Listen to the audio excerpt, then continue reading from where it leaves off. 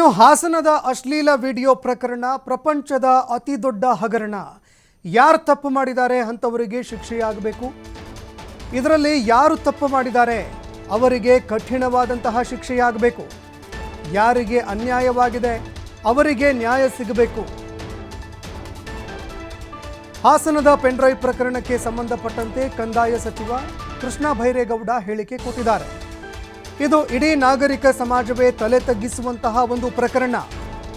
ಈ ಪ್ರಕರಣದಲ್ಲಿ ವಿಷಯಾಂತರ ಮಾಡುವಂಥದ್ದು ಬೇಡ, ತನಿಖೆ ನಿಷ್ಪಕ್ಷಪಾತವಾಗಿ ಆಗಬೇಕು ಅಂತ ಕೃಷ್ಣ ಬೈರೇಗೌಡ ಮಾತನಾಡಿದ್ದಾರೆ.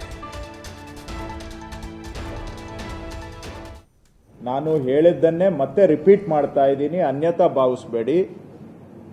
ಪ್ರಪಂಚದ ಅತಿ ದೊಡ್ಡ ಲೈಂಗಿಕ ದೌರ್ಜನ್ಯ ಪ್ರಕರಣ ಇದು. ಇದರಲ್ಲಿ ಯಾರು ಅನ್ಯಾಯಕ್ಕೆ ಒಳಗಾಗಿದ್ದಾರೆ, ಯಾರ ಮೇಲೆ ದೌರ್ಜನ್ಯ ನಡೆದಿದೆ ಅವರಿಗೆ ನ್ಯಾಯ ಸಿಗಬೇಕು. ಯಾರು ಈ ತಪ್ಪು ಮಾಡಿದ್ದಾರೆ ಅವರಿಗೆ ಶಿಕ್ಷೆ ಆಗಬೇಕು. ನನ್ನ ಗುರಿ ಅಷ್ಟೇನೆ. ನಾನು ಎಲ್ಲರಿಗೂ ಮನವಿ ಮಾಡಿದ್ದು, ಇದರಲ್ಲಿ ಯಾರ ಕುಟುಂಬದವರಾರು ಇರ್ಬೋದು, ನಾನು ಇರ್ಬೋದು, ನನ್ನ ಪಕ್ಷ ಇರಬಹುದು, ನನ್ನ ಸರ್ಕಾರ ಇರಬಹುದು, ಮಾಧ್ಯಮದವರು ಇರಬಹುದು, ಮತ್ತೊಬ್ಬರು ಇರಬಹುದು, ಇದರಲ್ಲಿ ವಿಷಯಾಂತರ ಆಗಬಾರದು. ಇಡೀ ನಾಗರಿಕ ಸಮಾಜ ತಲೆ ತಗ್ಗಿಸುವಂತಹ ಪ್ರಕರಣ ಇದು.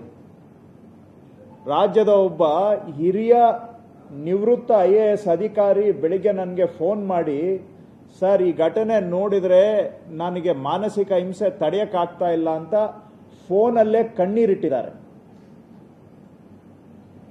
ಒಂದು ನಾಗರಿಕ ಸಮಾಜ ತಲೆ ತಗ್ಗಿಸುವಂತ ಪ್ರಕರಣ ಇದು.